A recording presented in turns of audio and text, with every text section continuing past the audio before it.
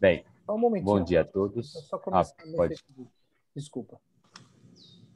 Não, pode começar, professor? Essa vida de blogueirinho ainda eu tô meio atrapalhado, tá? Se você falar, eu começo. Só um momentinho.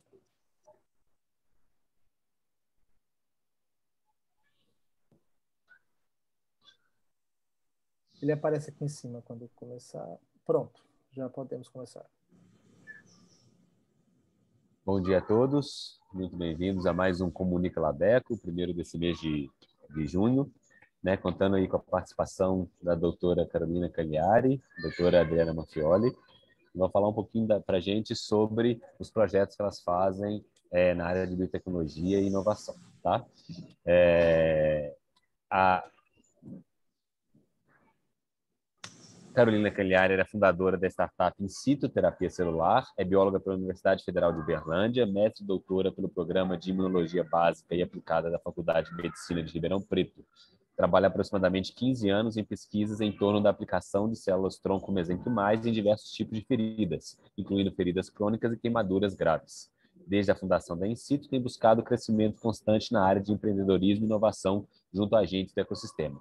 Ela é vencedora do BioStartup Lab de 2018, promovido pelo Biominas, e do Prêmio FINEP de Mulheres Inovadoras em 2020, buscando incentivar o empreendedorismo feminino de alta tecnologia. Adriana Manfioli é doutora em Bioquímica pela Faculdade de Medicina de Ribeirão Preto e possui ampla experiência na gestão de projetos nas áreas de Bioquímica e Biologia Molecular. Atualmente é sócio e pesquisadora na In Situ Terapia Celular, sendo responsável pelo desenvolvimento de novos produtos. Nos últimos anos, Adriana participou de programas de capacitação e treinamento de empreendedorismo em biotecnologia e está focada em pesquisa e desenvolvimento mais inovação na área de produtos de terapia avançada, incluindo terapia celular e engenharia de tecidos. É vencedora do Prêmio FINEP de Mulheres Inovadoras 2020. Né? Com um currículo desse, eu tenho como falar com muito orgulho que eu digo que elas foram minhas coleguinhas de sala durante a graduação. Mas, meninas, mais uma vez, muito obrigado pela presença de vocês. Tá? Uma boa palestra aí. Bom, obrigada, Raoni, pela apresentação. Muito obrigada, Raoni e professor Luciano, pelo convite. É um privilégio, né, estar aqui com vocês. A gente estava conversando um pouco antes que essa é uma das coisas boas que fica da pandemia, né? A gente consegue interagir com pessoas muito distantes, né, em um curto espaço de tempo, e a gente gosta muito disso, né? E a gente gosta muito de ter contato com outros profissionais, com biólogos, né, e afins, e contar um pouco da nossa trajetória, que é um pouco diferente da trajetória convencional do biólogo, né? Assim como a maioria de nós escolheu a carreira acadêmica, nós também escolhemos, né? E só que no meio do caminho outras coisas foram surgindo, e dessas outras coisas surgiu a nossa startup, que é a In Situ Terapia Celular. Então, é sobre essa trajetória que eu vou contar um pouquinho aqui para vocês hoje. Eu vou compartilhar minha tela.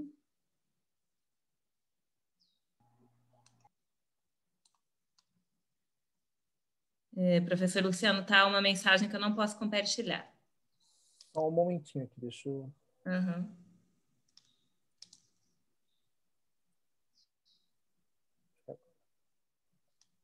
Pronto, desculpe. Imagina, agora sim.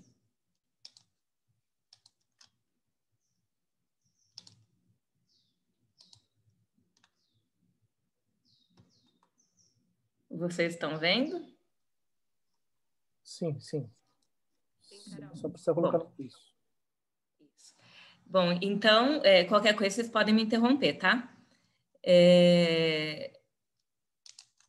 Bom, eu vim aqui falar para vocês sobre a startup que é a In Situ Terapia Celular, mas nem todo mundo sabe o que é a terapia celular, né? E então, só revisitando um pouco esse conceito, a terapia celular é o tipo de terapia, né, o processo terapêutico, onde nós usamos nossas próprias células para reparar, recuperar, regenerar ou restabelecer a função de um órgão ou tecido lesado. Né? Dentre esses órgãos, eu trago aqui a pele, que atualmente é o foco da in situ terapia celular. Então, através da terapia celular, através da manipulação dessas células em laboratório, a gente consegue regenerar, recuperar uma pele lesada. E qual que é a importância da pele, né? A pele, ela é o maior órgão do corpo humano, e quando a gente pensa na pele, a gente pensa, em um primeiro momento, na função dela como barreira. Então, a gente sabe que ela é uma barreira mecânica importantíssima, a gente sabe que ela é uma barreira imunológica importantíssima, então todo micro-organismo que vai adentrar, né, no nosso organismo, ele tem a pele ali como barreira, e a gente tem ali uma série de células do sistema imunológico funcionando como um exército mesmo, impedindo essa entrada. Além disso, a pele é importantíssima porque é ela que realiza a nossa termorregulação, ela previne a desidratação do nosso organismo, e, além disso, ela está envolvida com os aspectos sensoriais e estéticos que a gente também não pode esquecer. Então, a pele é o nosso cartão de visita, né? É por onde as pessoas nos enxergam. Quando a gente tem uma lesão pequena na pele, imediatamente é iniciado um processo que a gente conhece como cicatrização, né? E esse processo é um processo finamente regulado por várias células, fatores de crescimento e citocinas, né? Então, aqui eu tenho uma divisão esquemática e didática de como esse processo de cicatrização da pele ocorre. Na prática, ele não é tão bem divididinho assim, mas didaticamente, o que acontece? Quando a gente rompe o epitélio, a gente tem um sangramento, e a primeira fase, então, para conter esse sangramento, é a fase coagulativa. Então, nesse primeiro momento, o epitélio é rompido, a gente sangra, e aí as plaquetas são importantíssimas, porque elas chegam ali no local da lesão e secretam, né, fibrina, formam uma rede de fibrina para estancar esse ferimento, né? Num segundo momento, a sinalização dada pelas plaquetas chama as primeiras células do sistema imunológico. Então, a gente entra em uma fase de inflamação inicial. Quem são essas células, né? De maneira geral, são células da imunidade inata, então, polimorfonucleares, de maneira geral, depois a gente tem os macrófagos, e essas células da imunidade inata vão sinalizar para um segundo momento, para uma fase inflamatória mais tardia, onde a gente tem a infiltração de outras células, como os linfócitos nessa lesão. Essa fase inflamatória sinaliza para que sejam recrutados, então, os fibroblastos, né? Os fibroblastos migram ali para o local da lesão, secretam colágeno, formam um tecido provisório, que depois vai sendo substituído por um tecido muito próximo ao tecido original, e essa cicatriz é formada. Então, depois que essa cicatriz é formada, a gente acha que a cicatrização acabou, mas não necessariamente ela acaba, porque depois dessa fase proliferativa, onde a gente tem fibroblastos secretando colágeno, a gente entra numa fase de remodelamento que pode durar até anos após o fechamento da ferida. Então, nessa fase de remodelamento, vão ser secretados metaloproteinases e outros, né, enzimas que vão digerir aquele colágeno ali que foi depositado muitas vezes em excesso e vão deixar aquela cicatriz o mais próxima possível do tecido normal, né, da estrutura da pele normal. Então, por isso que muitas vezes a gente tem uma ferida ou uma queimadura e a gente olha e fala, nossa, ficou uma cicatriz feia. Aí o ano que vem a gente vai olhar, aquela cicatriz já não está mais ali daquele jeito. É justamente porque essa fase de remodelamento é uma fase que demora muito tempo após o fechamento da ferida. Então, eu falei para vocês aqui de algumas células, então é um processo finamente regulado, é como se fosse uma orquestra, onde todos os participantes têm a sua função, né? Então, eu tenho plaquetas, eu tenho neutrófilos, eu tenho macrófagos, fibroblastos, enfim. E quando eu tenho algum problema, algum desses integrantes da orquestra desafina ali de alguma forma, eu tenho o que a gente chama de ferida crônica. Então, a ferida crônica é aquela ferida que permanece sem cicatrizar por meses e até mesmo por anos. Pensando em ferida crônica, a gente tem um problema que é relacionado a um paciente que a gente chama de grande queimado. Então, como eu falei aqui para vocês, aquele paciente que tem uma queimadura pequenininha, logo ele cicatriza e a queimadura fecha. Porém, aquele indivíduo que tem uma queimadura em uma extensão considerável do corpo, então a gente considera acima de 15% da extensão corporal, né? Ele é considerado grande queimado, onde a cicatrização ali, o problema local é só o evento inicial.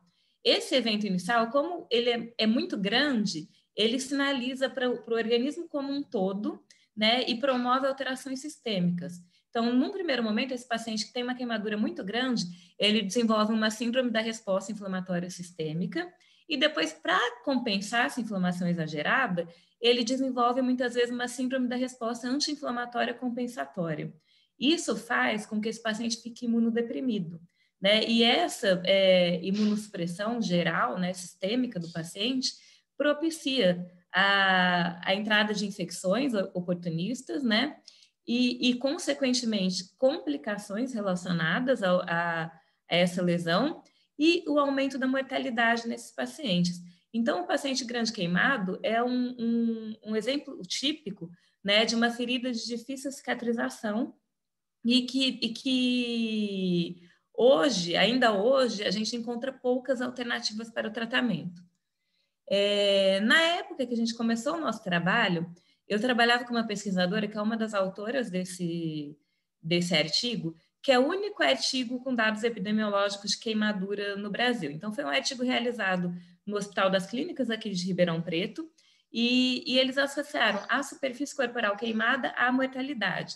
Então, no Hospital das Clínicas aqui de Ribeirão Preto, aquele paciente que tinha acima de 60% de superfície corporal queimada, ele tinha quase 80% de mortalidade. Aquele paciente que tinha de 80% a 100% de superfície corporal queimada, apresentava 100% de mortalidade. Então, indicando o quanto essa superfície queimada interfere no prognóstico do paciente.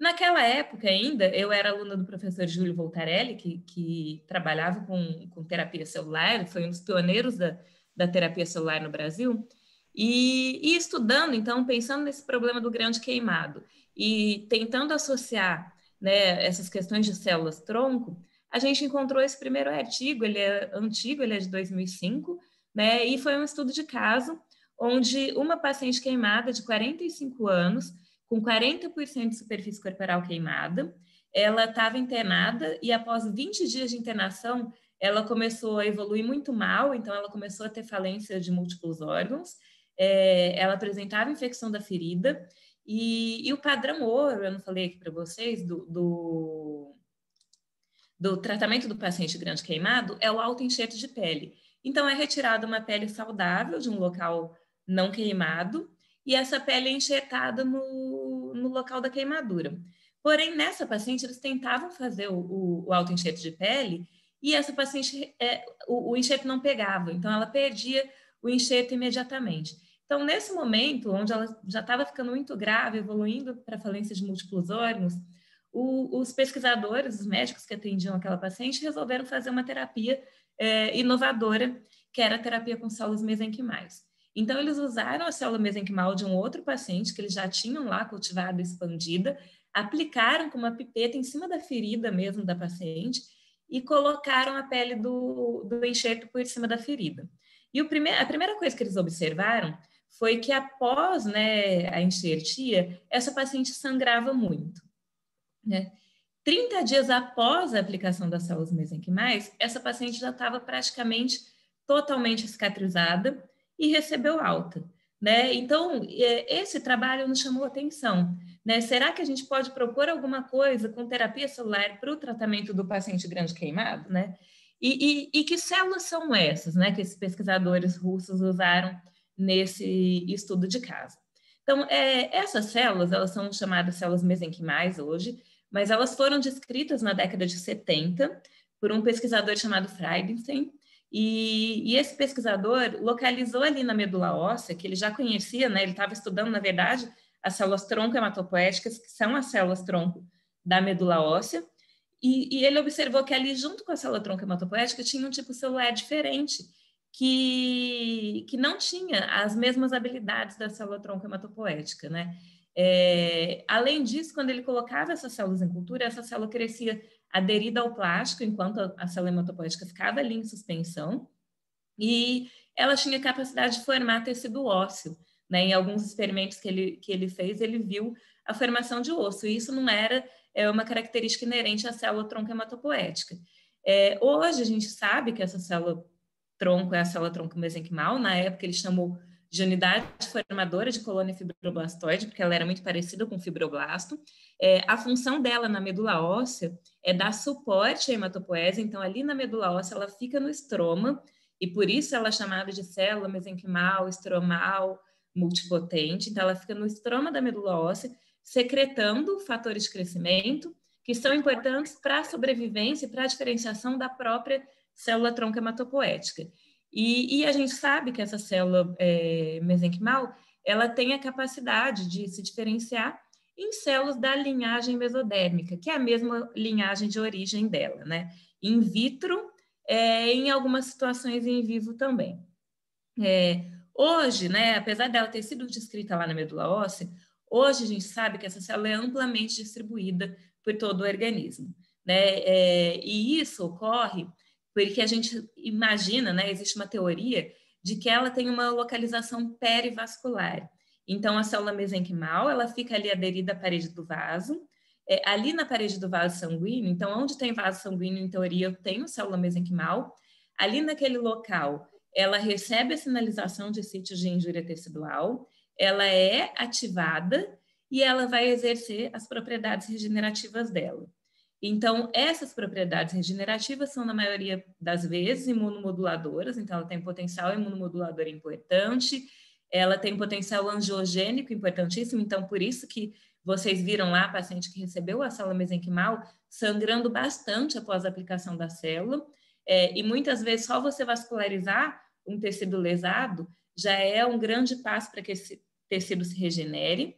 Ela tem um efeito antiapoptótico, então ela impede a morte dos tecidos ali no local. É um efeito antifibrótico, então diminui a formação de cicatriz, entre outros efeitos importantes para a regeneração de tecidos. Né? Como eu falei para vocês, a célula mesenquimal, eu falo célula-tronco mesenquimal, aqui eu estou só me referindo como célula mesenquimal, porque cientificamente o conceito célula-tronco ele não está muito correto, porque essa população celular, a população de células mesenquimais, é uma população extremamente heterogênea e nem todas têm essa habilidade de célula-tronco, de se diferenciar assim espontaneamente.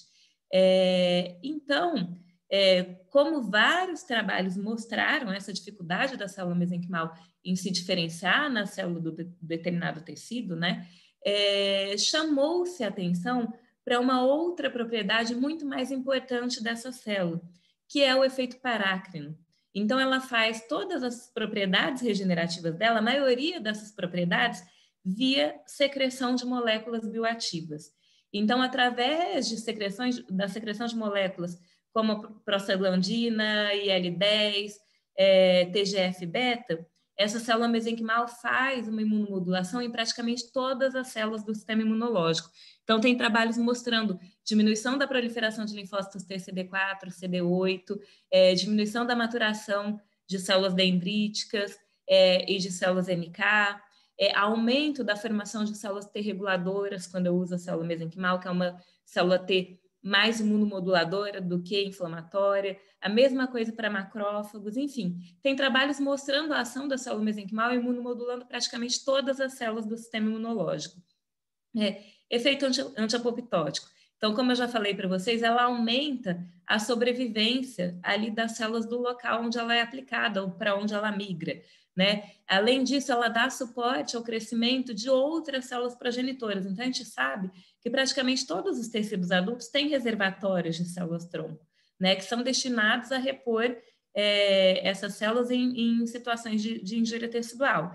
E a célula mesenquimal vai lá e dá uma forcinha para essas células-tronco locais. Efeito angiogênico e o efeito de quimioatração, que é muito importante para essas células. Então, através de vários receptores de superfície, a célula mesenquimal consegue perceber, né, a sinalização, a maioria das vezes é uma sinalização inflamatória, consegue migrar para aquele local e se fixar ali onde ela vai exercer a determinada função. Então, quando a gente fala de célula mesenquimal, a gente não pensa no potencial dela de tronco, de se diferenciar numa célula da pele, por exemplo, quando eu trato uma queimadura, mas sim de estar secretando todos esses fatores aqui, né, de maneira inteligente, porque ela percebe o ambiente e secreta de acordo com o que ela está percebendo. E realiza uma função que, via de regra, é benéfica para aquele tecido onde ela está sendo colocada. Então, pensando em tudo isso, em todas as propriedades, né, da célula mesenquimal e desses indícios, né, de que ela funcionava ali para cicatrizar as queimaduras, a gente propôs, né, durante o meu trabalho de mestrado, um modelo experimental de queimadura em ratos e aplicação intradérmica de células mesenquimais. Então, nesse modelo experimental, a gente queimava grande parte do dorso dos animais e aplicava aqui na borda das feridas com uma seringa a célula mesenquimal ressuspensa em soro fisiológico, né? E a primeira coisa que a gente observou foi que o grupo tratado com células mesenquimais cicatrizou muito mais rápido do que o grupo que recebeu só a aplicação do soro fisiológico. Além disso, histologicamente, a gente observou um aumento do número de vasos sanguíneos, um aumento de tecido de granulação, uma formação mais rápida do tecido de granulação, que é um tecido provisório que serve ali como base para o tecido final da cicatrização, então ele é extremamente importante, e o aumento de citocinas anti-inflamatórias, como o IL-10, o TGF-beta, entre outras, e diminuição das citocinas inflamatórias nos animais tratados com célula mesenquimal. Quando a gente foi avaliar a pega dessas células, que a gente fala, né, quanto dessas células ficava ali no local, eu fazia uma aplicação local, então era para essas células estarem lá quando eu fui procurar por elas. Porém, imediatamente após, né, a aplicação local, é lógico que a gente tem os defeitos da técnica, que foi uma citometria de fluxo, eu usei uma célula GFP positiva, é lógico que é uma técnica limitada, mas imediatamente após, né, um pouquinho de tempo depois da aplicação, eu fui procurar essas células lá na pele dos animais e eu tinha um pouco mais de 1,5% de células ali. 60 dias após a aplicação, quer dizer, no período final, ali onde eu mostrei para vocês que o animal tratado ele já estava bem cicatrizado, eu praticamente não tinha células mesenquimais ali naquela ferida. E isso era um fato recorrente quando a gente observava tudo que estava na literatura. Então, a baixa pega, né? A sobrevivência limitada dessas células no local onde elas eram implantadas. Então, pensando nessa baixa pega, na dificuldade de aplicação, eu falei com vocês que eu aplicava lá com uma seringa, né? E pensando na medicina translacional, né, em transpor, porque o nosso objetivo não era, né, tratar os animais experimentais e sim tratar os pacientes, né? Pensando em transpor isso para o paciente grande queimado, o paciente já estava com uma ferida enorme. A gente ia ali aplicar aquela célula, né, com uma agulha, né? O paciente ia sentir dor, ia sentir desconforto, enfim. A gente começou a pensar, então, em outras estratégias para a aplicação dessas células. E pensando, então, né, no delivery dessas células, na melhor forma de administração, a gente começou a estudar as estratégias da engenharia tecidual para desenvolvimento de substitutos de pele ou biocurativos. Então, a engenharia de tecidos muitas vezes é baseada nesse triângulo que a gente fala, né? Da associação de células, de biomateriais ou scaffolds, né, que servem como andaimes para que essas células cresçam ali, tanto em cultura como quando a gente coloca esse biomaterial em vivo, e muitas vezes a associação de fatores de crescimento externos ou os produzidos pela própria célula. Então, dessa união de scaffolds e células, né, a gente faz os construtos de engenharia tecidual, e foi uma alternativa que a gente pensou ser viável, então, para a aplicação das células mesenquimais para o tratamento de ferida. Então, em um segundo momento, durante o meu doutorado, a gente propôs o desenvolvimento de um biocurativo utilizando biomembranas de quitosana e xantana, que é a figura dessas biomembranas. Elas foram produzidas pela professora Ângela Maria Moraes, da Unicamp, da Faculdade de Engenharia Química da Unicamp. A gente semeava essas células mesenquimais e a gente observou que essas células conseguiam crescer ali em cima das biomembranas, né? Aqui é um gráfico de viabilidade celular mostrando que um pico do crescimento em torno de 72 horas após, né, a inoculação das células. Aqui é uma microscopia de varredura mostrando as células ali aderidas ao biomaterial, e a gente usou esse biomaterial, então, para o tratamento de feridas. E a gente observou, em um primeiro momento, que tanto só a aplicação das células mesenquimais, quanto a aplicação das células mesenquimais associadas aos biocurativos, melhorou a cicatrização nesse modelo experimental de feridas, né? Diferente do que a gente observou só com as biomembranas, sem células, ou só com a aplicação do soro fisiológico. Então, a gente realmente tinha, né, um método de delivery fácil, né, e menos invasivo para o tratamento do futuro, né, dos pacientes queimados.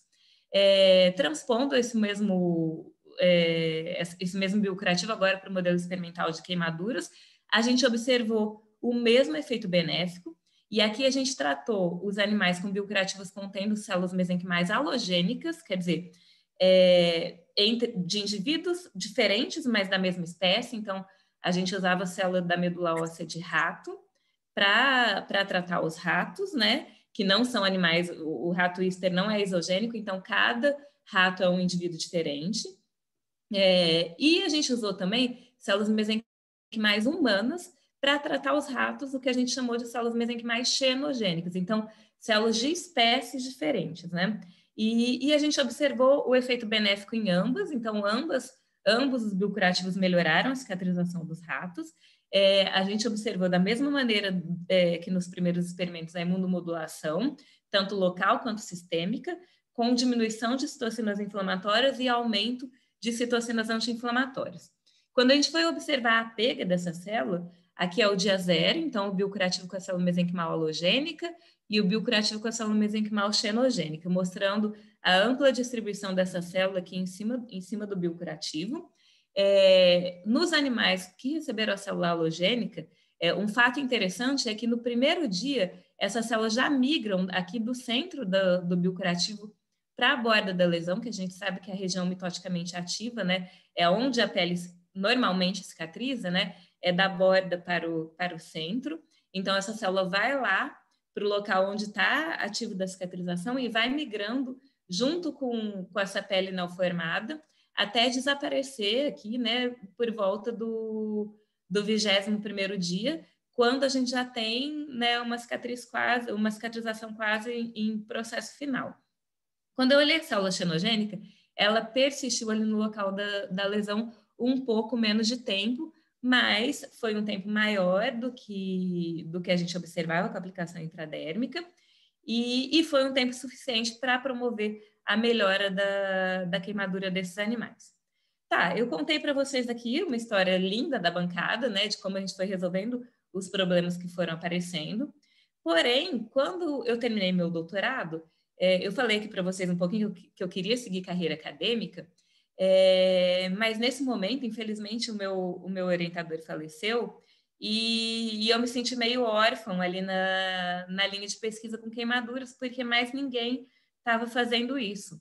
E aí, nesse momento, eu entrei em contato com um programa da FAPESP, que é a Fundação de Amparo à Pesquisa aqui do Estado de São Paulo, um programa chamado PIP, que é Pesquisa Inovativa em Pequena Empresa.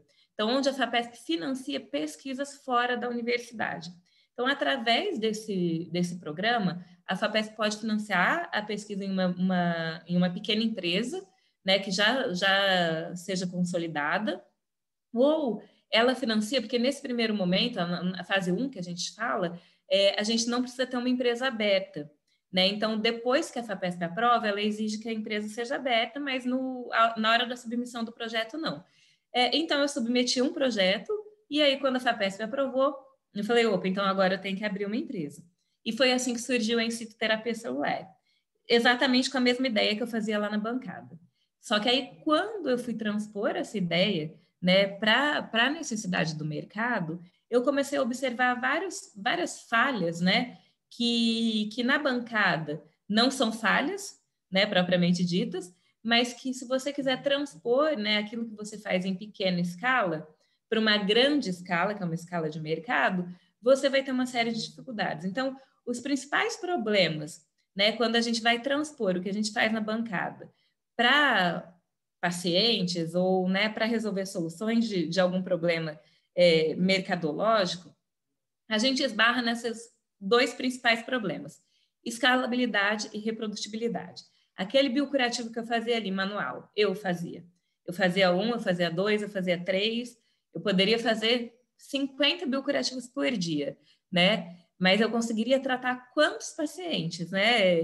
E se eu precisasse tratar 100 pacientes, 200 pacientes, 300, 1.000, 1 milhão, eu conseguiria fazer com aquele método ali que eu estava fazendo? Não. E reprodutibilidade. Por mais perfeita que eu pudesse ser, o meu biocurativo A não era exatamente igual ao biocurativo B, que não era igual ao biocurativo C. Então, essas questões são questões extremamente importantes e, às vezes, até que acabam por inviabilizar, né, o desenvolvimento de produtos inovadores. Porque quando a gente está na bancada, é uma coisa, nosso objetivo é científico, né? É mostrar a viabilidade científica. Quando a gente vai para fora da bancada, a gente tem que mostrar não só a viabilidade científica e técnica, como, né, a viabilidade desse produto de fato. Nessa época, então, eu tive a sorte, né, já estavam aí na literatura os papers falando de bioimpressão 3D, né? Então, através da bioimpressão 3D, a gente utiliza o que a gente chama de biotinta, e essas biotintas, na maioria das vezes, são hidrogéis carregados com células, né? E por que hidrogel? Porque ele tem uma viscosidade suficiente para que ele seja impresso, ele consegue ser impresso, e ele consegue sustentar as células que eu coloco, né? Então, esses artigos já estavam saindo, né? Trabalhos internacionais. As impressoras 3D eram caríssimas para a nossa realidade, mas eu tive a sorte de poder comprar a primeira bioimpressora 3D produzida no Brasil para venda, né? Tinha muita gente fazendo bioimpressoras 3D nos laboratórios, mas para venda, essa foi a primeira. Ela veio de uma startup também brasileira que chama 3DBS, 3D Biotechnology Solutions. Então, eu comprei essa bioimpressora e comecei a trabalhar, né, com essa combinação de hidrogel mais célula. Então, aqui é um esqueminha de como funcionam as bioimpressoras, diferente da impressão 3D convencional, onde normalmente eu trabalho com polímero fundido. Então, geralmente, as impressoras têm um fiozinho, né, de plástico mesmo. Esse plástico é derretido e a impressora dá a forma que a gente está objetivando. Né? Diferente dessa impressão 3D convencional, a bioimpressão 3D não pode trabalhar em alta temperatura, porque senão eu mato minhas células. Então, assim, como se fosse um esqueminha da impressora a jato de tinta, e a gente tem bioimpressão do tipo jato de tinta, né? A gente tem vários outros tipos. O que a gente trabalha é a manufatura aditiva, que é a impressão camada a camada. Então, né, a impressora deposita uma primeira camada, a segunda camada, a terceira e assim por diante. Então, só para deixar mais visual, né, o que a gente faz, como se fosse uma bioimpressora jato de tinta, uma impressora jato de tinta, a gente coloca no cartuchinho, que aqui é a seringa, a combinação do nosso hidrogel e de célula. Aqui, por exemplo, nesse esquema, eu teria 4 bicos extrusores, então 4 cartuchos de tinta, né, onde eu poderia trabalhar com 4 tipos de células ou hidrogéis. A nossa impressora ela é um pouco mais simples, ela tem 2 bicos extrusores só. Aqui eu vou mostrar para vocês como que ela funciona. Então, nessa seringa aqui, que eu chamo de bico extrusor, eu coloco o meu hidrogel carregado com células. O programa da bioimpressora, ele fatia um programa CAD, então, como se fosse um arquivo que os arquitetos usam para desenhar uma casa, né, ou objetos em geral. Então, o biocurativo é desenhado no arquivo CAD, O programa, eu tenho um programa que traduz isso para a bioimpressora, fatiando essa imagem, e aqui é a bioimpressora funcionando, né? Então, ela vai depositando camada por camada, aqui em cima da minha mesa, né? Ou da minha placa de cultura, e o resultado final é o biocurativo 3D que a gente tem feito na In-Situ hoje. Então, vocês estão vendo, ela vai subindo, né? Questão de milímetros, né? E adicionando as camadas de células.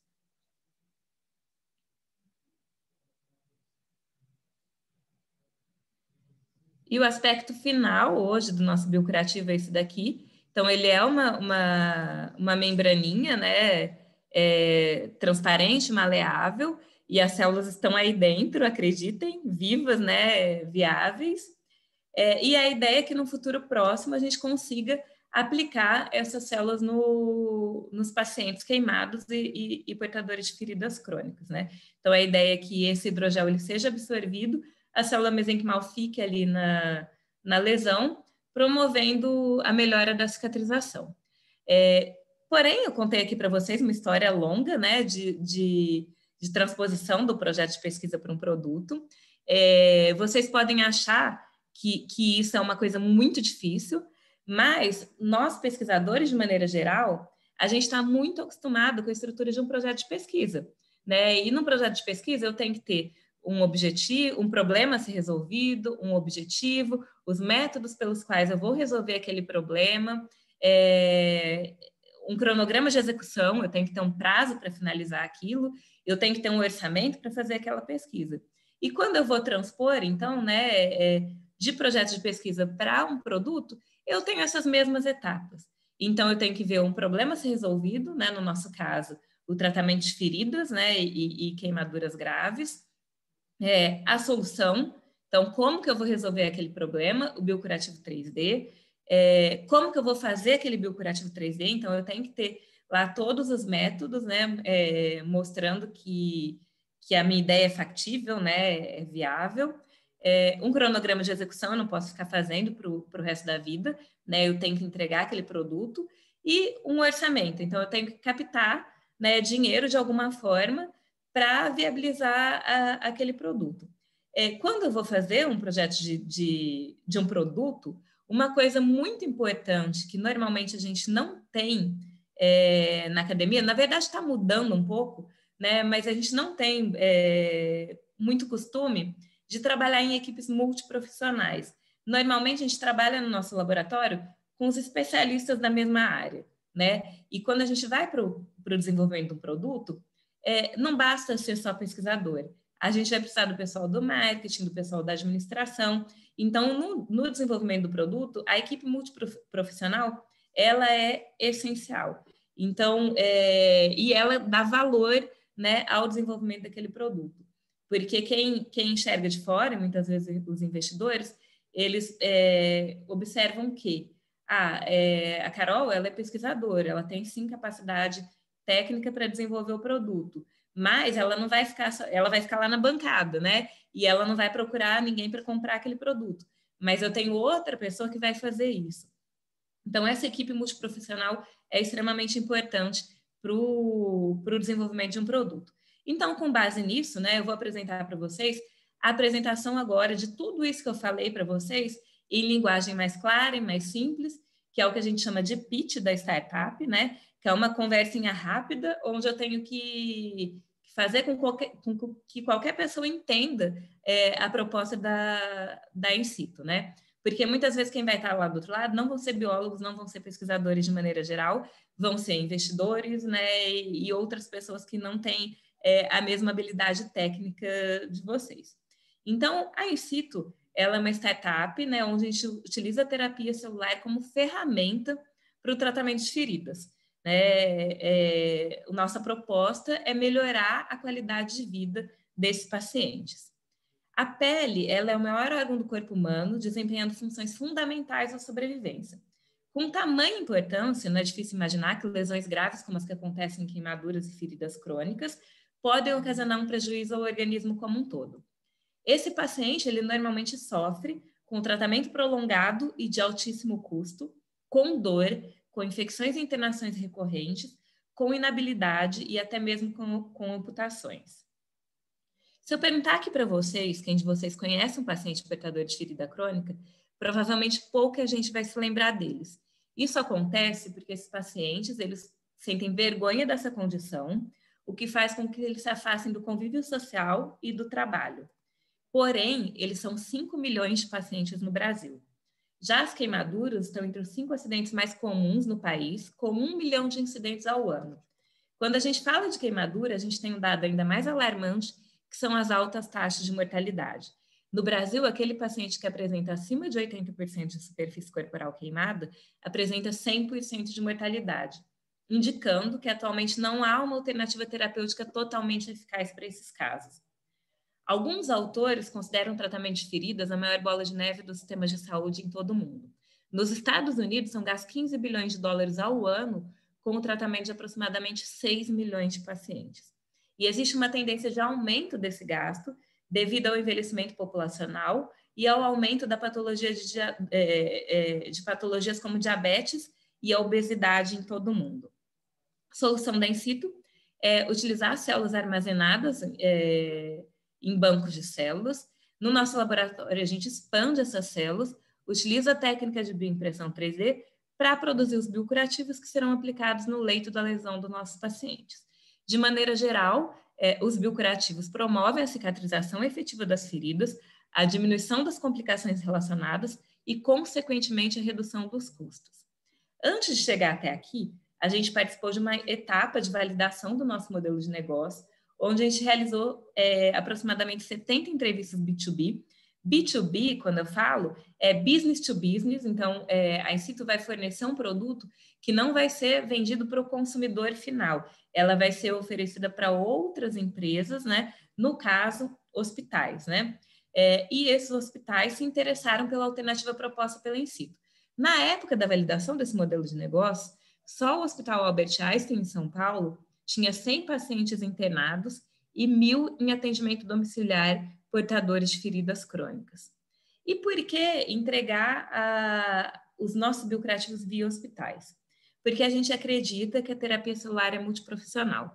A gente precisa, sim, dos cientistas da in situ, desenvolvendo soluções ali na bancada, mas a gente também precisa dos profissionais de médicos, de enfermeiros, de fisioterapeutas, profissionais que atuam no contato diário ali com aquele paciente. Hoje, a gente não tem nenhum concorrente direto, né? E, de maneira geral, nossos concorrentes indiretos, que utilizam células, apresentam alternativas menos duráveis a custos muito mais elevados do que o biocurativo proposto pela in situ. Antes de chegar, né, a in situ foi fundada somente no final de 2015, mas ela é resultado de um longo trabalho de pesquisa, né, que começou lá em 2005 na Universidade de São Paulo. De lá para cá, a gente publicou alguns artigos e depositou uma primeira patente de um biocurativo contendo células mesenquimais. A in situ, por sua vez, foi fundada no final de 2015 com o PIP-FAPESP. De lá para cá, a gente recebeu algumas premiações importantes, mostrando que o que a gente estava propondo fazia sentido. Em 2018, a gente finalmente conseguiu montar o nosso laboratório no Supera Parque Tecnológico, aqui de Ribeirão Preto, em São Paulo. Em 2019, a gente passou a ser também incubado pela Eretis Bio, que é a incubadora de empresas do Hospital Albert Einstein. A gente recebeu o nosso primeiro investimento privado da Pluris Aceleradora e a gente iniciou o desenvolvimento de um novo produto, uma pomada que contém ativos preciosos do processo de produção do biocurativo. Então, a gente transformou esse processo em um processo sustentável, onde de um único produto a gente está gerando 2 ou 3 produtos, e a Adriana vai falar um pouco melhor desse projeto, porque ela é a pesquisadora responsável por esse projeto. A gente foi vencedora de um desafio internacional e o ano passado era para a gente ter ido, né, para uma grande feira de produtos tecnológicos, né, internacional nos Estados Unidos. Porém, com a pandemia, a gente suspendeu alguns planos, inclusive esse plano de internacionalização. E com a pandemia, a gente acabou se envolvendo numa iniciativa junto a outras startups chamada Superação Covid-19, onde nós e outras startups fornecemos, né, a testagem molecular. Então, a gente faz os testes de PCR convencional para diagnóstico da Covid na população aqui de Ribeirão Preto, né? Por causa dessa iniciativa, a gente conseguiu fazer um grande número de testagens. Há algumas semanas a gente atingiu 100 mil testes feitos, né? E Ribeirão passou a ser uma das cidades mais testadas do Brasil. O ano passado também a gente foi vencedora da edição, né, do Prêmio FINEP Mulheres Inovadoras, e é um prêmio que a gente tem muito orgulho, porque a gente sabe a dificuldade que as mulheres têm, né, de entrada no mercado de trabalho, as multifunções das mulheres e a dificuldade, principalmente, do mercado de alta tecnologia em absorver essas mulheres. Então, é um prêmio que a gente tem muito orgulho, né, de ter recebido e de ter entrado em contato com várias outras mulheres inovadoras nas mais diferentes áreas, né? Esse ano a gente está desenvolvendo um terceiro produto, que é um produto para regeneração gengival, e a gente pretende realizar o ensaio clínico do nosso biocreativo, que é o primeiro produto, né, que ainda não está no mercado, porque a gente precisa realizar essa etapa de ensaio clínico para obter o registro na Anvisa e, finalmente, conseguir entrar no mercado.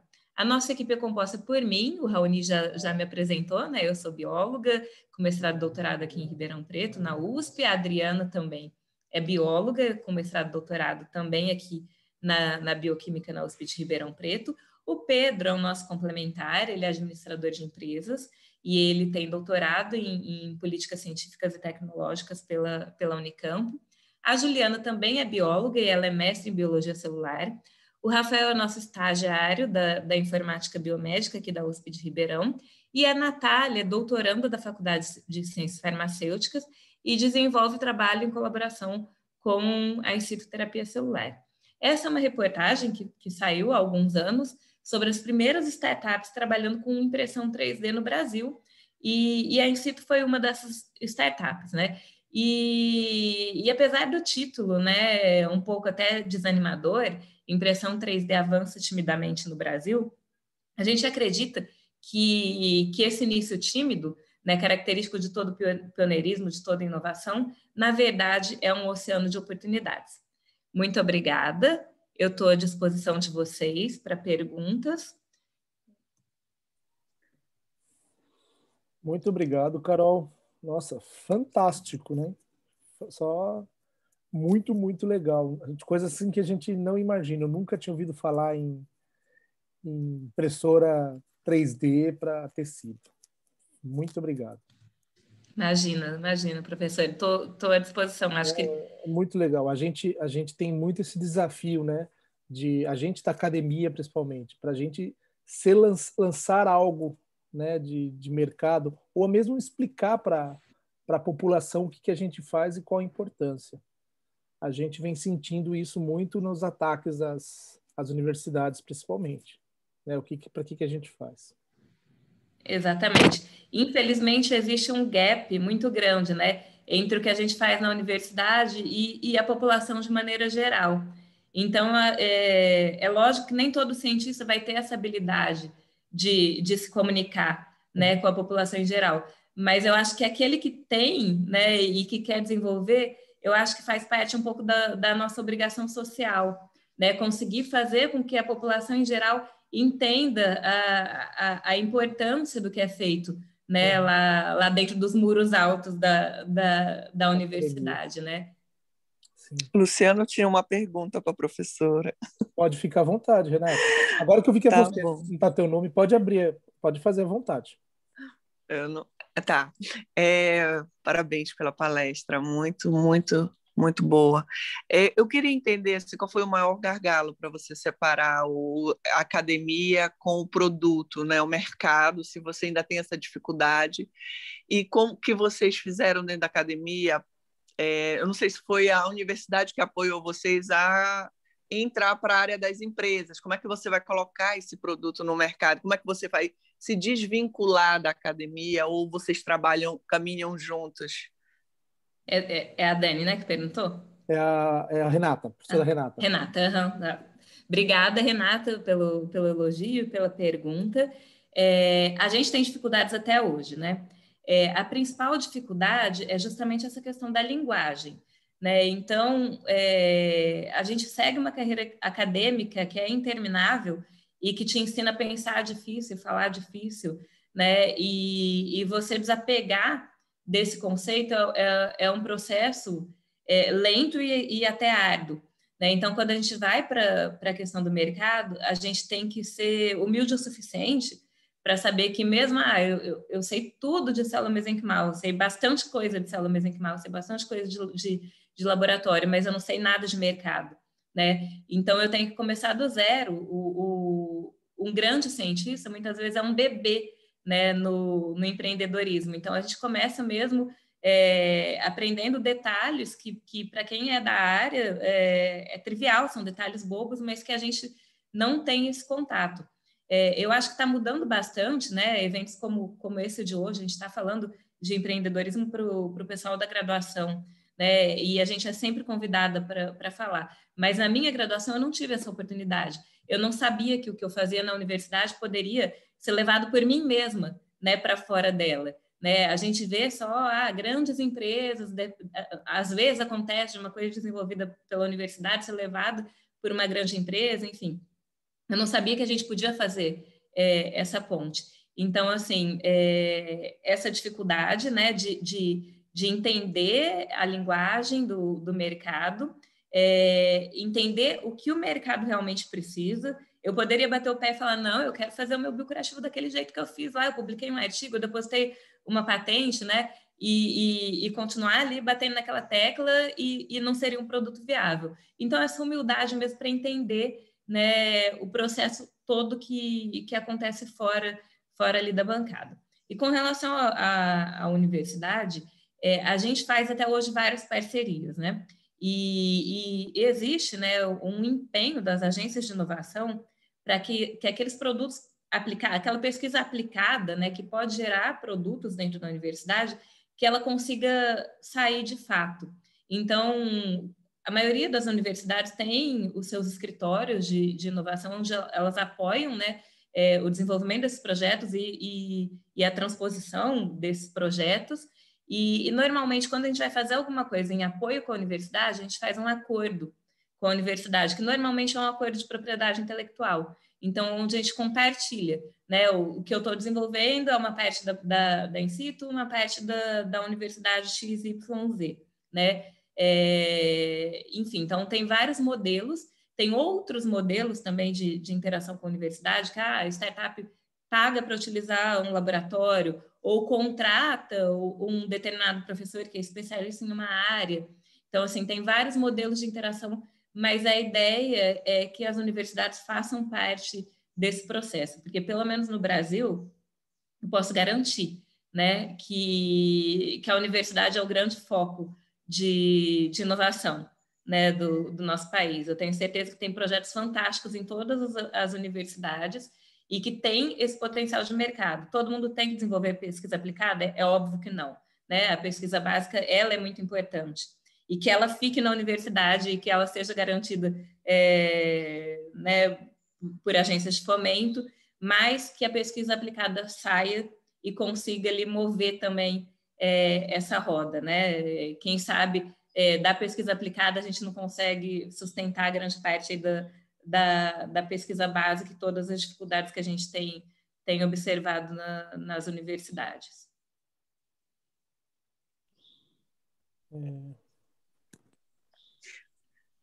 Renato? Tá, é porque hoje é feriado aqui, tá? A gente está em casa. Bom, eu gostei bastante. Eu queria te perguntar sobre a produção das células também. Como que você faz em grande escala? Você falou um pouco, porém eu falo assim, se vocês avançarem muito esse produto, vocês vão ter que ultrapassar os muros da universidade, montar uma empresa para produção em grande escala, porque são vários tipos de células. E, assim, eu falo quantidade de produção, eu fiquei imaginando isso, porque a gente precisa de uma demanda muito grande, né? Então, vocês vão acabar saindo da universidade para o mercado de produção. Eu fico imaginando porque vocês começaram com uma linha de pesquisa e é muito viável e já tem um produto, né? Essa minha dúvida em relação a vocês vão realmente ter dois viés, eu acho. Continuar com a pesquisa aqui dentro da universidade e depois vocês vão fazer em grande escala esse produto. Acredito que vocês estejam pensando nisso, ou vocês já têm uma ideia desse crescimento que pode vir aí para frente, né? Ou vocês vão continuar apoiando a universidade e formando alunos aqui nessa base e produzir, né, um produto que vai ser demandado em grande escala no mundo inteiro. Sim, eu acho que desvincular totalmente da universidade a gente nunca vai fazer, né? Porque é até uma interação que a gente gosta, e mesmo porque a gente tem muitos produtos a serem desenvolvidos, mas esse problema que você levantou é um problema que realmente, né, que a gente olha bem para ele, que é a produção em larga escala dessas células mesenquimais. Então, hoje, o que a gente faz? A gente faz o cultivo convencional, que é o cultivo em garrafinha de cultura mesmo. Felizmente, para o produto que a gente desenvolveu, hoje a gente está usando cordão umbilical. Um cordão umbilical só, que seria jogado fora, consegue produzir muitos biocreativos, né? Porque a gente tem esse método de expansão e a gente pode manter a célula congelada, enfim. Porém, quando a gente quer atender um produto que tem escala global, né? Então, isso é um fato. A gente vai ter que melhorar a produção dessa célula. E a nossa ideia hoje, a gente não tem esse know-how dentro da in situ, mas a ideia é cultivar as células em larga escala e é utilizar bioreatores para cultivar essas células. No projeto da Adriana, vocês vão ver um outro gargalo também, né, nessa questão da escala, que é a purificação desses ativos que a gente está usando no segundo produto. E a Adriana já está tentando resolver esse problema da purificação dos ativos. Mas o problema da célula é um problema que continua, que está no nosso foco. A Natália, que é essa doutoranda da Faculdade de Ciências Farmacêuticas, ela desenvolve um projeto na universidade com cultivo em larga escala de células mesenquimais. Então, a ideia é que no futuro próximo a gente traga isso para dentro da in situ, para que a gente consiga, né, aumentar muito a escala da produção dessa célula. Nossa, parabéns, parabéns. Tem que divulgar mais esse projeto de vocês. Excelente palestra. Eu acho que a gente fala que nem todo mundo tem a capacidade, né, de divulgar tanto ciência, mas é importante a gente trazer isso de qualquer forma, de qualquer linguagem, para os jovens, para as pessoas que estão começando, para entender que não é só academia também, que a gente pode ter um produto, a gente pode desenvolver, né, não só dentro da academia, também em diversas áreas. Obrigada, Renata. Essa é a nossa missão. Mais do que desenvolver um produto, essa é a nossa missão de fato, né? Conseguir semear, né? Plantar outras sementinhas aí para que essas coisas saiam da universidade. Eu acho que é uma falta ainda, né, nossa, Renata, porque eu não sei se a faculdade... A Renata é coordenadora do curso de biomedicina aqui da UFPA. E eu conheço mais a biologia. Eu acho que a biologia ainda a gente pena bastante, a gente não tem essa visão, a gente não passa essa visão para os alunos. Pois é, verdade. Também, biomedicina, vocês já estão mais avançados com isso, mas eu acho que a biologia não. A gente nunca ouvi falar disso. Eu queria muito que essa palestra fosse, por exemplo, no YouTube para ficar gravado. Eu até mandei para o grupo, mas assim, em cima da hora que o Leandro Brasil me mandou. Obrigada, Leandro. E porque são muitas lives ao mesmo tempo, a gente sabe dessa massividade.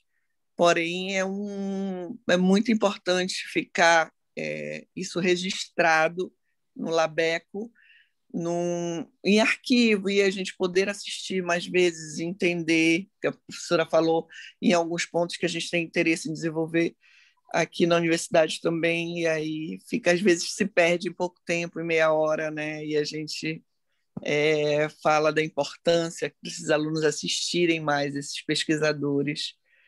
Parabéns também, Luciano, pela iniciativa. Obrigado. Isso tá gravado tanto no Facebook quanto vai estar no YouTube também, tá, Renata? Depois a gente manda o link. Ah, tá. Tá Passa para Tem a gente, não página sabia. do Labeco, que a gente... É um laboratório de ecologia Luciano, e conservação, e mas essa questão que você falou, que na biologia tem muito pouco isso, é um fato. Eu não sabia desse mundo e meu objetivo na biologia era a carreira acadêmica. Eu entrei na faculdade, meu pai é biólogo também, então eu entrei na faculdade sabendo o que eu queria, né? E era seguir carreira acadêmica. E quando eu contei aqui para vocês do programa PIP, na hora que eu olhei, eu falei, não, eu não quero fazer isso, não nasci para isso, porque eu sou bióloga, o meu negócio é ficar desenvolvendo coisas dentro da universidade, né, e trazer o benefício que a ciência tem de lá de dentro da universidade, onde já se viu eu montar uma empresa, ganhar dinheiro com isso de maneira alguma, né? Então, assim, isso daí é uma coisa que faz parte de uma mudança de mentalidade, né? Porque a gente pode, sim, ganhar dinheiro e esse dinheiro, né? Eu comentei outro dia, né? Eu e a Adriana, a gente estava numa entrevista, a pessoa falou, qual que é o grande sonho de vocês como empreendedores, né? Então, assim, lógico, o nosso grande sonho é ver as pessoas usando aquilo que a gente desenvolveu na bancada, então é melhorar a vida do paciente, mas hoje eu tenho outro grande sonho, que é poder contratar biólogos e biomédicos, né? Que a gente sabe que a situação tá difícil, né? E contratar esses profissionais brilhantes que a gente tem, né, no Brasil e pagar um preço justo por eles, né? Então, assim, não é feio ganhar dinheiro, né? Desde que a gente consiga aplicar esse dinheiro de maneira adequada. Então, isso é uma coisa que para um biólogo é difícil, né? Internalizar. Mas eu acho que faz parte do processo. beleza. Muito obrigado. Eu acho que não temos perguntas. No Facebook também não. Eu acho que a Adriana vai falar agora um pouquinho. Mas obrigado, viu, Carol? Foi Imagina. excelente.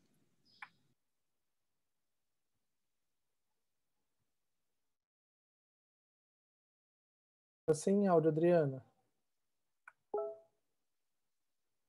Tá bom.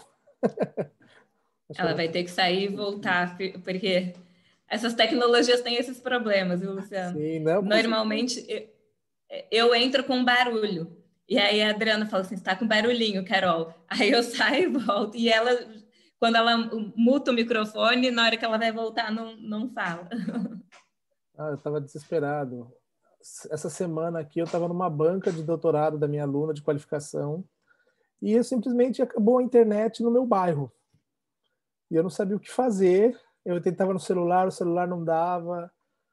Tadinha, o nervosismo dela, né? De estar apresentando e ainda o orientador fica saindo, não está presente. É horrível.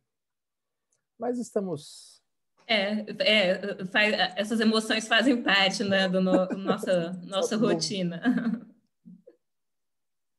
Ela voltou. Tá. Agora eu acho que deu certo. Agora estou com áudio. Tá com áudio. Ufa, cada hora, né, um susto essas tecnologias, mas legal. Não, o que eu estava dizendo, né, Luciano, professora Renata, é que eu escuto a Carol diariamente, né? E cada vez que eu escuto uma nova aula da Carol, uma palestra, sempre bem estimulante, assim, né? Um aprendizado, é muito legal. E essa visão sua, Luciano, que você falou, nossa, né? Imprimir a célula, né? Usar uma bioimpressora, né? Um produto biológico bioimpresso. A sua sensação é a mesma que eu tive lá em 2017, quando eu estava em outra área, né? Estava trabalhando com genética molecular de fungo e a Carol me contou, né, o que ela estava fazendo na in situ. Então, é uma novidade, acho que para o mundo inteiro, tudo isso e essas ferramentas, né, para trazer alternativas terapêuticas para doenças sem cura, né? A gente está falando de ferida de pele, né, daquela ferida crônica que a gente sabe que não cicatriza e é tão angustiante para o paciente, mas a gente tem aplicações de medicina regenerativa para todos, né, os tipos de doença que até hoje a gente não tem cura disponível, não tem nada que vai salvar ou melhorar a qualidade de vida desses pacientes. Então, é uma área aí de fronteira da ciência e a gente está descobrindo junto, né, com os pesquisadores, com as startups e grandes empresas, né, porque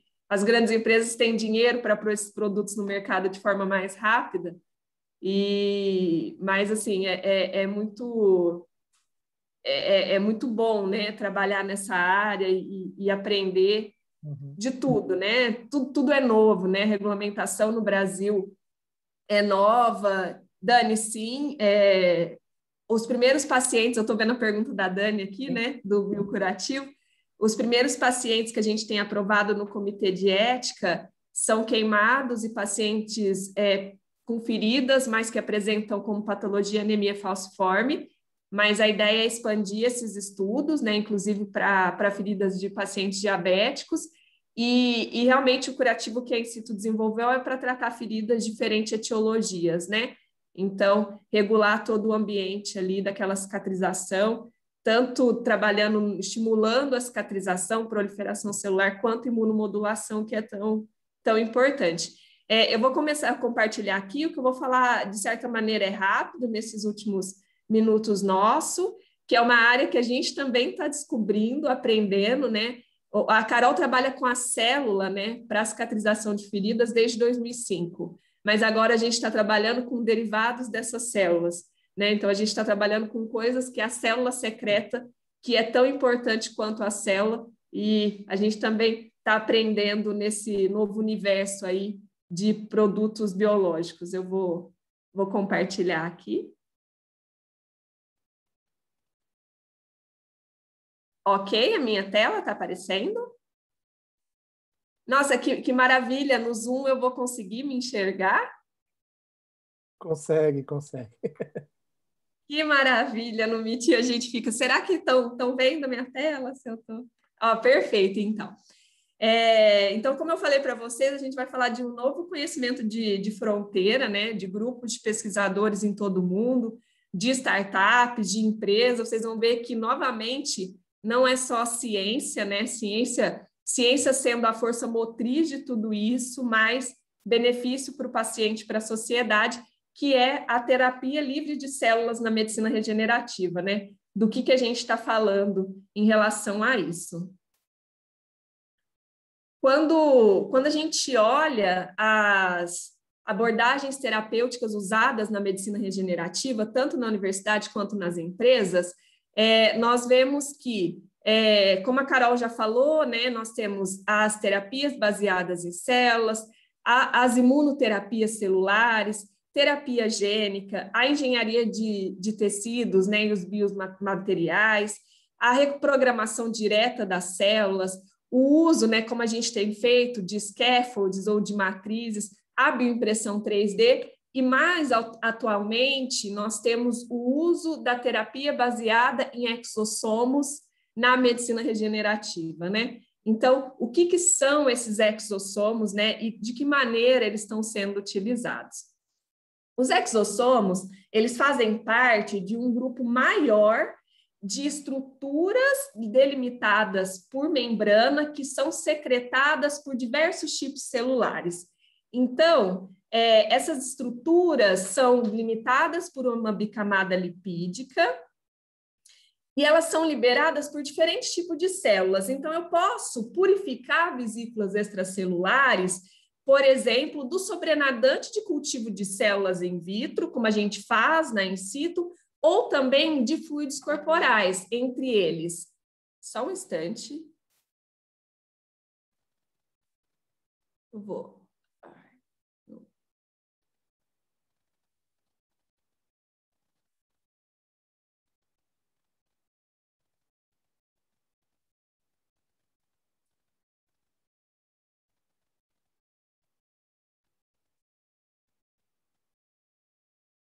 Poxa, eu minimizei, agora eu não encontro a minha tela de novo. Se preferir, Adriana, pode tirar o compartilhamento e volta de novo. Acho que fica mais fácil. Se quiser, pode fazer isso. Não é só colocar a tela cheia? Voltou? Não, está ainda na forma de Não. apresentação. Não tá em forma de apresentação. Tá, vou voltar agora. Tá Eu só vou tirar porque o meu WhatsApp estava aberto e ele começou a fazer uns barulhinhos aqui. Não tem problema. E aí me atrapalhou, só um instante.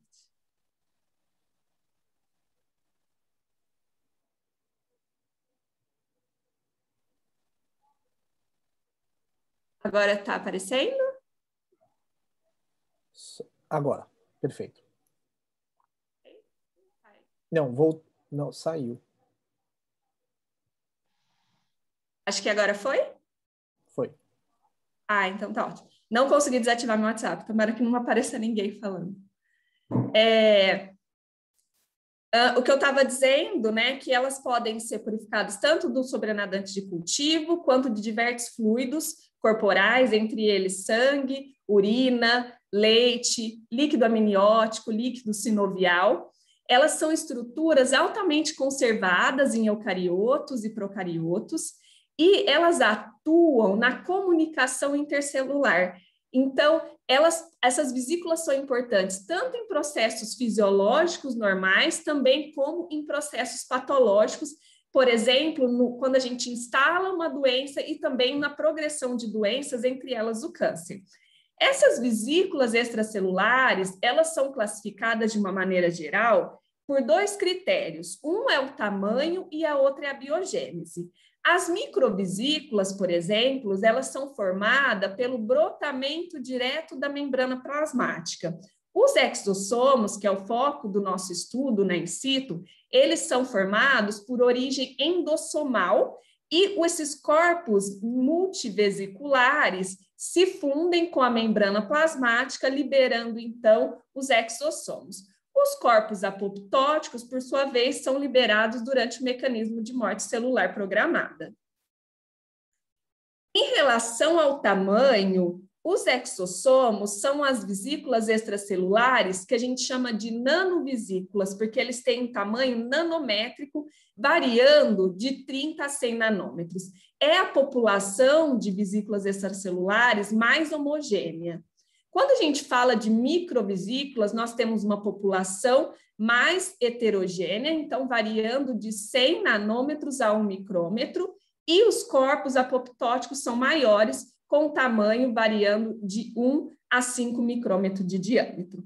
Uma vez que os corpos apoptóticos estão envolvidos no mecanismo de morte celular programada, as aplicações terapêuticas das vesículas extracelulares giram em torno de exossomos e microvesículas.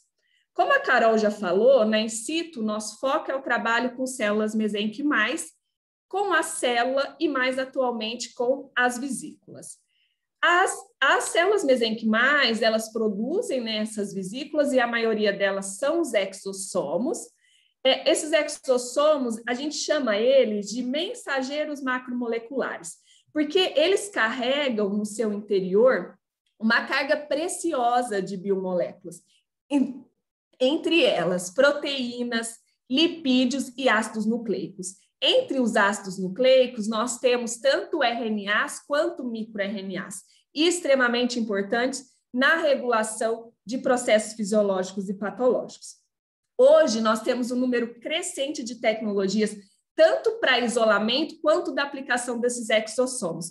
Por quê? Uma vez que eles recapitulam as funções celulares e também as características, esses exossomos, eles podem ser utilizados tanto em diagnósticos, nós temos as biópsias líquidas baseadas na análise de conteúdo de exossomos, também atuando como ferramentas terapêuticas. Tanto esses exossomos recapitulando a função da célula, como acontece nas células mesenquimais, também esses exossomos eles podem ser usados como vesículas para o delivery de drogas. Então, a gente tem inúmeras aplicações desses exossomos. Quando eu comparo os efeitos terapêuticos dos exossomos em relação às células mesenquimais, eles recapitulam todas aquelas funções que a gente espera e que a gente quer aproveitar das células mesenquimais em diversas doenças, como, por exemplo, modulação da resposta imune, manutenção da homeostase, aumento de proliferação celular ou regulação dessa proliferação, da coagulação, diminuição da secreção, por exemplo, de citocina pró-inflamatórias, né, regulando todo esse ambiente inflamatório e também estimulando a angiogênese. Quando eu olho para esses exossomos e sobre as vantagens deles em relação ao uso das células, eu destaco aqui para vocês que nós estamos falando de um protocolo livre de células. Trabalhar com as células, principalmente quando a gente pensa em um produto, as células precisam de todo um ambiente para que elas continuem vivas. Então, é um produto bem mais sensível de ser manipulado e estocado, por exemplo. Já produtos à base de exossomos têm essa vantagem. Os exossomos, por ter essa dimensão nanométrica, eles têm excelente penetração no sistema nervoso central, ausência de aprisionamento pulmonar, todas são preocupações quando a gente utiliza a célula. Existem trabalhos mostrando que esses exossomos eles possuem um homing para o tecido danificado, ausência de potencial tumorigênico, incapacidade de autorreplicação, são passíveis de filtração esterilizante, possuem uma alta escalabilidade na produção dessas nanovesículas e são estáveis por longos períodos. Em relação às potenciais aplicações desses exossomos, nós temos inúmeros trabalhos mostrando o papel desses exossomos na engenharia de tecidos e na medicina regenerativa, atuando em doenças e regeneração de diversos órgãos e tecidos. Esses exossomos, eles estão sendo aplicados tanto infundidos no órgão ou tecido lesionado, quanto associados a biomateriais, então scaffolds, hidrogéis. Então, a gente tem aplicação, eu vou passar rapidamente, porque os mecanismos são muito similares, então a gente tem em sistema nervoso central, coração, em fígado, rim, cartilagem, osso, pele. De uma maneira geral, esses exossomos agem regulando a inflamação, ou seja, estimulando a secreção de citocinas anti-inflamatórias e diminuindo a secreção de citocinas pró-inflamatórias. Eles atuam estimulando proliferação celular e angiogênese. Então, exatamente o que a gente espera quando a gente usa a célula, só que agora a gente está usando as vesículas derivadas dessas células. Nós temos vários trabalhos nas universidades mostrando o papel dos exossomos na cicatrização de feridas, mostrando, então, o aumento da proliferação de fibroblasto, o aumento de síntese de colágeno, diminuição da formação de cicatriz hipertrófica. Então, isso tudo, né, nos estimula e embasa a gente utilizar exossomos também para o tratamento de feridas nos produtos desenvolvidos pela Incito.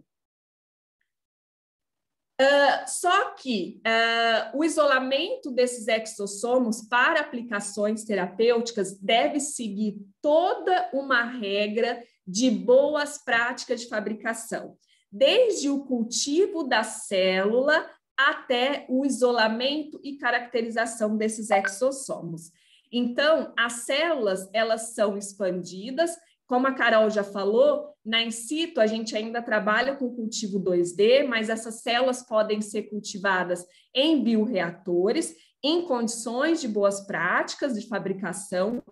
Posteriormente, nós temos diferentes tecnologias para o isolamento desses exossomos, entre elas ultrafiltração, ultracentrifugação ou a combinação desses métodos, e depois também temos disponíveis técnicas para caracterização desses exossomos. Então, a gente caracteriza esses exossomos por tamanho e concentração e também por marcadores específicos de superfície. E, para isso, a gente usa técnicas como, por exemplo, a citometria de fluxo e o Western blot. Apesar de termos inúmeras pesquisas com exossomos, quando a gente olha para ensaios clínicos aprovados no mundo inteiro para aplicação dessas nanovesículas em lesões teciduais, nós temos hoje cerca de 8 trabalhos ou 8 estudos clínicos em andamento. O porquê, né? Que ainda é um número reduzido, pensando quanto conhecimento a gente já produziu, né? A academia já produziu até agora sobre exossomos. Principalmente devido a essas limitações de padronização, tanto do cultivo da célula quanto do isolamento dessas nanovesículas, mas a tendência, vocês vão perceber nessa parte da minha apresentação, é que esses ensaios clínicos aumentem e também o desenvolvimento de produtos baseados em exossomos. A gente tem aplicações em diversas doenças, né, em tecidos, então a gente vê aqui pulmão, cartilagem, cérebro, pele. Vocês percebam que essa figura ela é de um acesso no Clinical Trials de abril de 2020, e nesse mês, né, há mais de um ano atrás, nós já tínhamos um trial clínico sobre o uso de exossomos para regeneração de lesão em tecido pulmonar em lesão produzida pelo novo coronavírus. Esse ano, né, esse é um estudo extremamente recente, de março desse ano, que também é a utilização de exossomos para o tratamento, né, de feridas de pele. E hoje nós temos já inúmeros trabalhos com exossomos para tratamento de lesão pulmonar provocado pelo novo coronavírus. Então, a gente está aí na fronteira, né, de conhecimento de uma ferramenta terapêutica extremamente nova para tentar também ajudar nessa doença tão desafiadora. Mostrando aqui para vocês que a gente falar de exossomos é uma coisa nova, né? Então, um time course aí de todas as pesquisas. O termo vesículas extracelulares ele foi primeiramente usado em 1971. O termo exossomos, por sua vez, foi utilizado pela primeira vez em 1987. Exossomos de células mesenquimais só foram descritos pela primeira vez em 2008, e bem recente, em 2018, que foi publicado as regras para o trabalho com os exossomos. Ou seja, o que a gente precisa de critérios mínimos básicos para eu começar um trabalho com essas nanovesículas. Então, quais são os métodos de purificação que são aceitáveis, quais são os marcadores de superfície que eu tenho que usar nesses critérios. Então, tudo isso, em 2018, foi estabelecido pela comunidade científica internacional. Quando a gente fala de exossomo, não é só ciência, é mercado.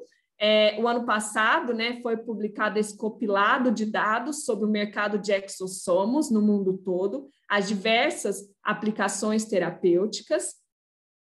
E nós temos hoje, atualmente, em 2021, 45 empresas em todo o mundo que desenvolvem produtos e tecnologias usando exossomos e nanovesículas. Então, a gente tem aqui uma imagem da logo de algumas delas. E entre essas empresas, né, nós temos 45 empresas, dessas empresas, 19 expandiram suas atividades para o uso de exossomos. Elas não nasceram como uma empresa de exossomos, e entre elas, 70%, ou seja, 14 das 19, utilizam, né, os exossomos como ferramentas de terapia celular. Nós temos também dados, né, quando a gente fala de startup, uma parte extremamente importante é a captação de recursos, né, investimento nessas empresas, e nós temos as 4 startups do mundo que receberam mais recursos financeiros, startups de exossomos. Somando as 4 startups, nos últimos anos elas receberam quase 390 milhões de investimento para suas pesquisas e desenvolvimento de produtos. Então, eu estou destacando aqui essas 4 empresas. Entre elas, nós temos a Kodiak, que utiliza exossomos para aplicações relacionadas ao câncer, é o que eu falei com vocês, utilizam para biópsia líquida de tumores, entre elas tumores de próstata. Eles purificam exossomos da urina e analisam, né, esses exossomos. A exossomo diagnósticos, exossomo diagnósticos, que é diagnóstico molecular usando sangue e urina. A Kodiak, na verdade, é exossomos como terapia mesmo para tumores. A Evolx Terapêuticas usam exossomos como carreadores moleculares, e a ExoCobio, que é uma empresa da Coreia do Sul, elas desenvolvem biofarmacêuticos baseados em exossomos, e eles são utilizados tanto para regeneração de pele, quanto de outros tecidos, como, por exemplo, tecido renal. Aqui é uma frase de um site especializado em produtos de terapia celular e produtos de terapia avançada, que eles falam que os investidores eles estão interessando por empresas que desenvolvem produtos baseados em vesículas e exossomos, e que o setor realmente, né, os dados mostram que o setor está pronto para crescer, e a gente na In-Situ acredita também nisso. E, entretanto, nós temos desafios claros para as empresas e comunidade científica de todo mundo, que é estabelecimento de protocolo reprodutível que permita o isolamento desses exossomos em larga escala e também seguindo as boas práticas de fabricação. Então, são desafios que estão claramente aí, né? A gente lida com isso diariamente na In-Situ, mas, apesar dos desafios, o potencial terapêutico desses exossomos superam isso, e a gente segue tentando transpor esses desafios e desenvolver esse novo produto, que na In-Situ, nós estamos desenvolvendo uma pomada contendo exossomos derivados de célula-tronco. Então, como que a gente faz isso, né? Como a Carol já falou para vocês, na In-Situ a gente trabalha com as células, né? As células mesenquimais de cordão umbilical. Essas células são expandidas e usadas na bioimpressão 3D para a fabricação dos biocurativos. Essas células são crescidas no meio de cultivo, que, como eu já falei para vocês, além de ser fonte de fatores solúveis extremamente importantes, como citocinas, quimiocinas, fatores de crescimento, também é uma fonte rica de vesículas extracelulares, entre elas os exossomos e as microvesículas. Esse meio de cultivo, anteriormente na In-Situ, ele era descartado. Então, uma matéria-prima preciosa estava sendo descartada durante o processo de fabricação dos biocurativos. Entretanto, hoje, a gente utiliza esse meio de cultivo para purificar esses exossomos e incorporar em uma pomada. Então, isso, além de dar sustentabilidade ao nosso processo produtivo, também dá sustentação ao nosso modelo de negócios e desenvolvimento de novos produtos. Então, na In-Situ, esse meio de cultivo, ele é recuperado. Nós utilizamos uma ultrafiltração para concentrar esses exossomos e descartar o que não nos interessa. Posteriormente, hoje, né, esses exossomos são purificados por ultracentrifugação.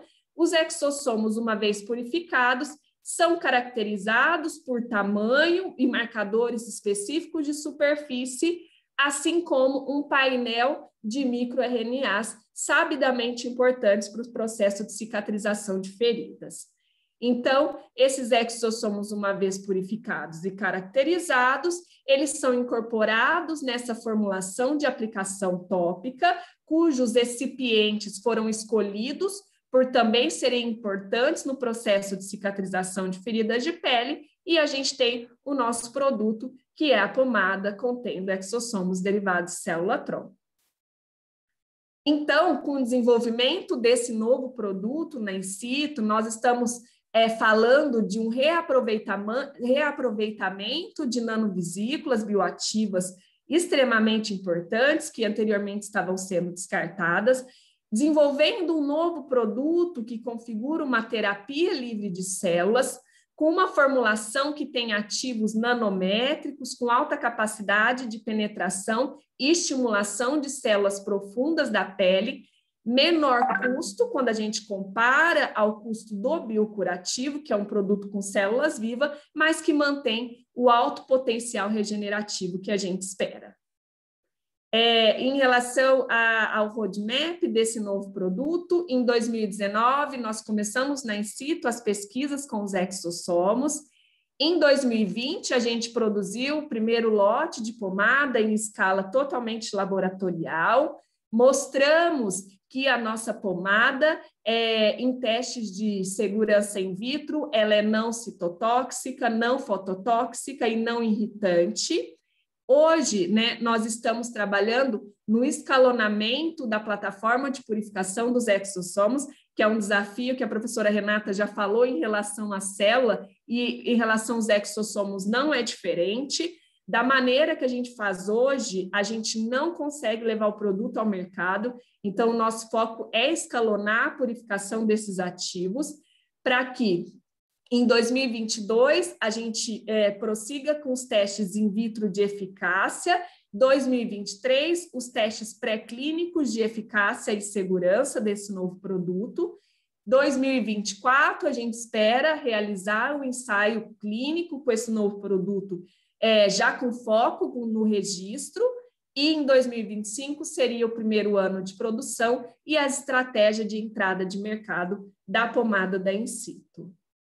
Era isso, de uma maneira geral, que eu queria conversar com vocês, e eu estou totalmente à disposição para dúvidas aqui durante a live e posteriormente também aqui está o meu contato, e sempre um prazer enorme estar falando de ciência, da Incito, de medicina regenerativa para vocês. Muito obrigado, Adriana. Fantástico também. Impressionado.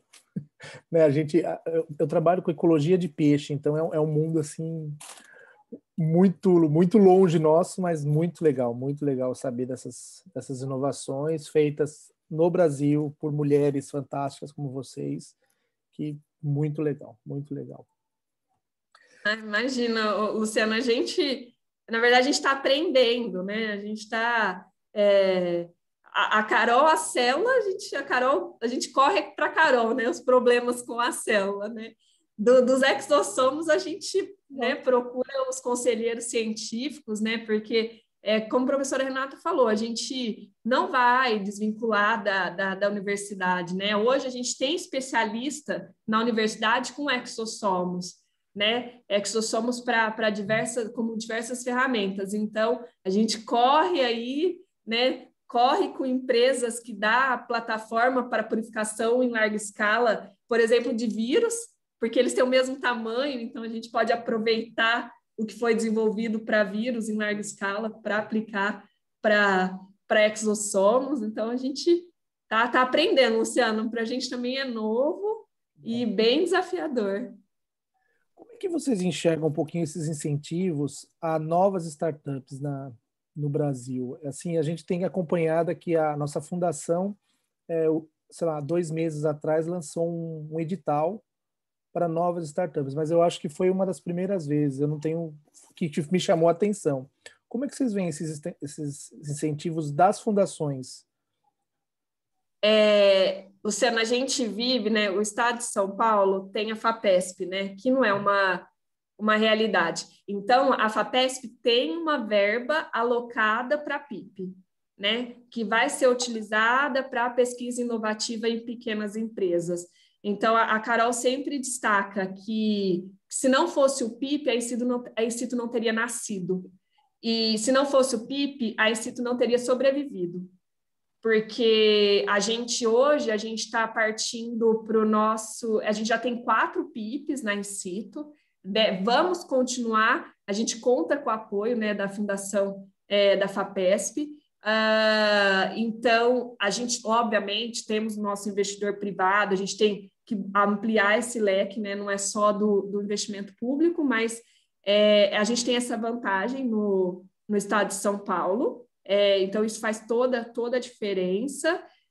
Nós vemos também, né, outros incentivos, por exemplo, né, o FINEP, Mulheres Inovadoras. Então, imagine você, né, você ter um incentivo para startup que as fundadoras ou, né, que está na liderança são mulheres. Isso também, a primeira edição foi em 2020, a gente está na segunda edição de 2021, então, mas a gente precisa de muito mais incentivo, né? Olhando, comparado no exterior, a gente tem startup bem mais embrionária do que as que estão aqui no Brasil. Então, assim, numa fase bem de prova de conceito, e a gente já tem investimento extremamente alto. né?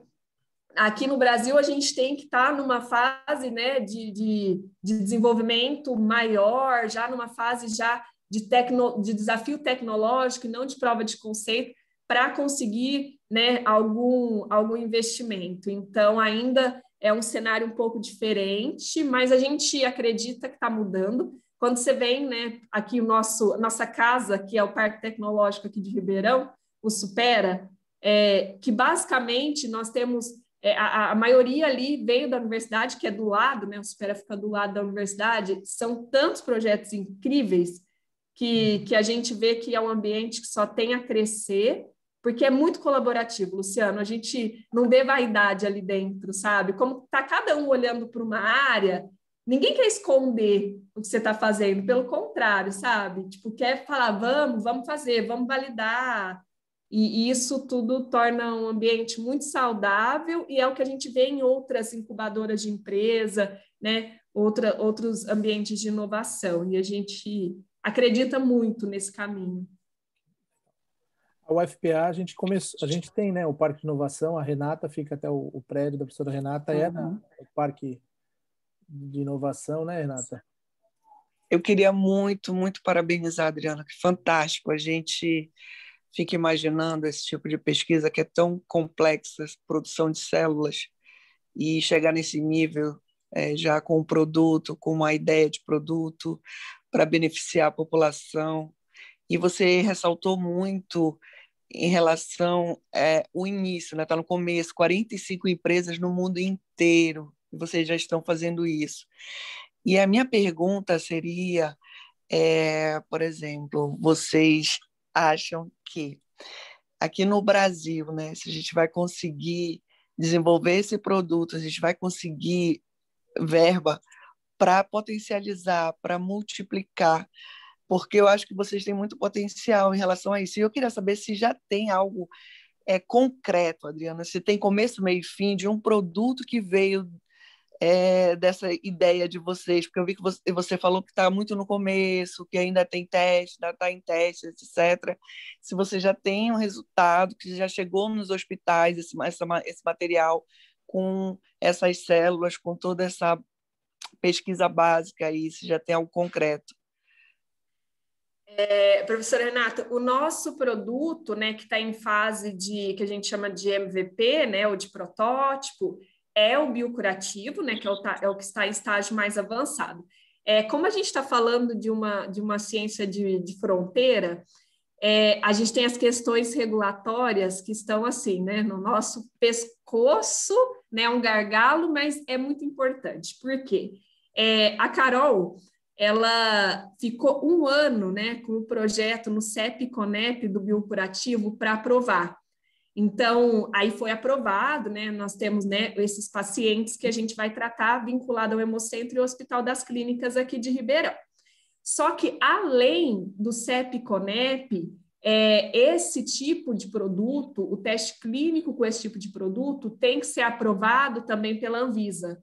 O teste clínico, não é só o registro de produto. Então, a Anvisa, ela olha, para ter uma noção, né, de quanto esses produtos estão na fronteira, até fevereiro de 2020, o tipo de produto que a Incito fabrica não poderia ser vendido no Brasil, porque a gente não tinha essa permissão para comercialização no Brasil. Mas a boa notícia é que em 2020 as regras foram colocadas, então o produto desenvolvido da Incito pode ser vendido, só que tem que passar por toda essa questão de regulamentação do teste clínico, e é nessa fase que a gente está. Na verdade, né, 2020 era para ter sido realizado o teste clínico, mas os hospitais, né, voltaram suas atenções totalmente para a pandemia, o que é extremamente, né, a gente entende perfeitamente. Então, a ideia é que até nesse segundo semestre de 2021, a gente consiga realizar o teste clínico do biocurativo, já com foco de registro de produto, e que final de 2022 o biocurativo esteja entrando no mercado propriamente dito.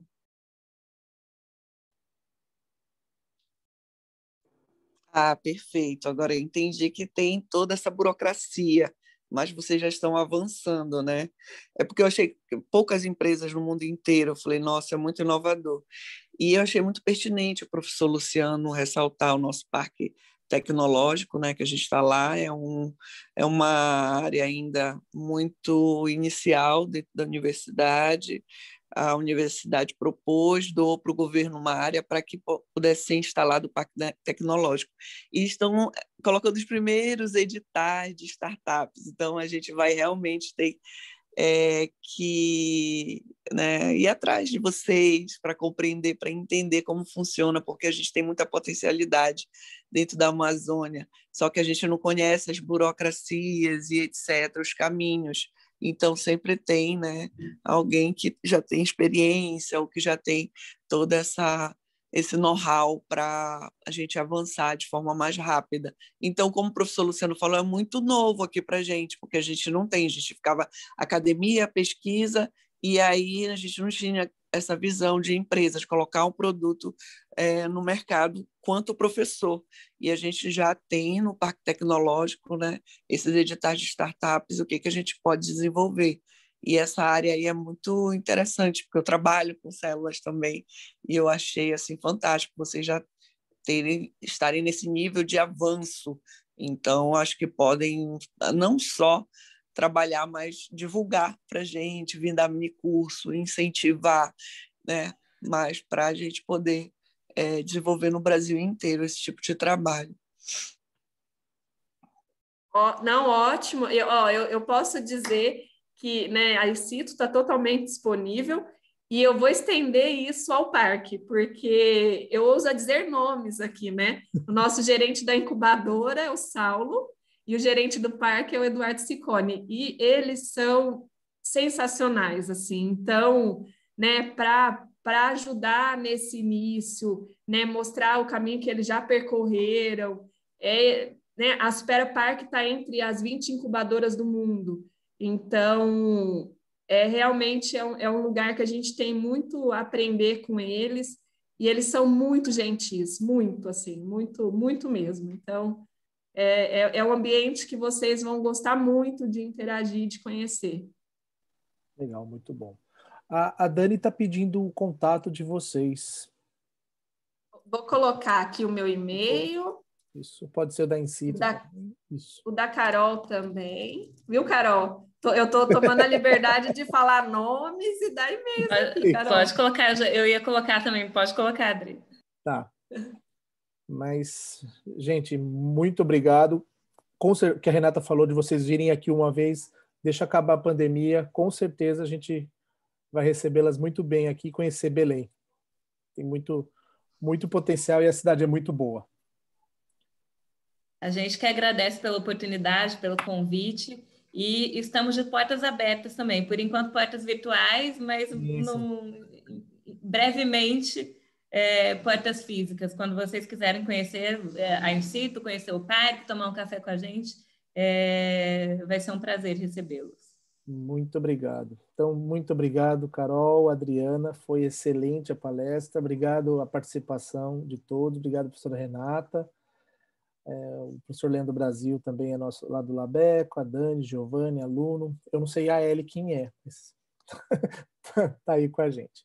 Mas muito obrigado. Eu vou parar a gravação agora.